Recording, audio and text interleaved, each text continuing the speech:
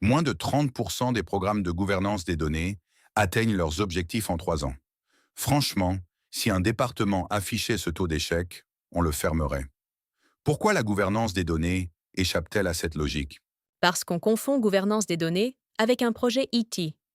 Ce n'est pas un projet, c'est un changement organisationnel permanent. Et les entreprises qui échouent, j'ai vu ça chez des groupes du CAC 40, lancent des comités de gouvernance sans jamais toucher aux incitations managériales. Les directeurs métiers n'ont aucune raison de changer leur comportement sur la donnée si leur bonus n'en dépend pas. Vous dites changement organisationnel. Mais concrètement, qu'est-ce qui se passe dans les 90 premiers jours pour que le programme soit déjà condamné?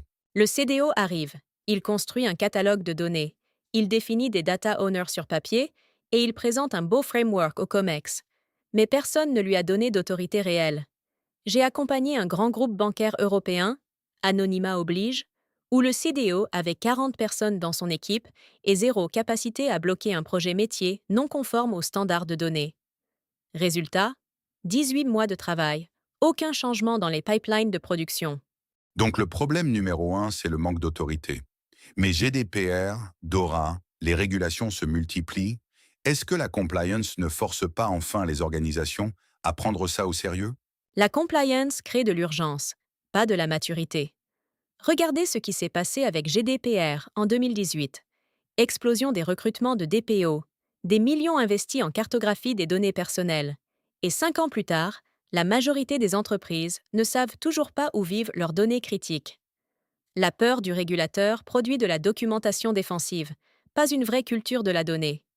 Dora va reproduire exactement le même schéma dans le secteur financier.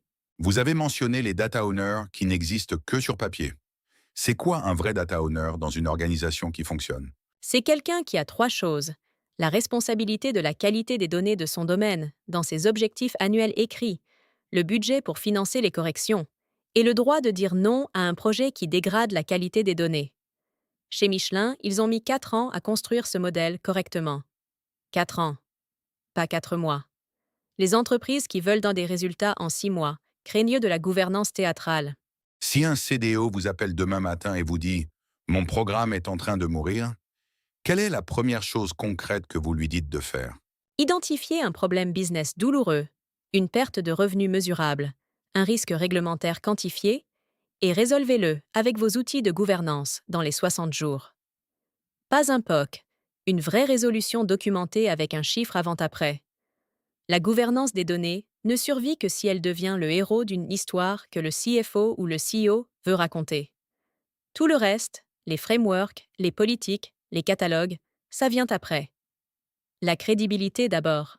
La gouvernance des données comme outil de crédibilité avant d'être un outil de contrôle. Merci pour cette perspective sans filtre.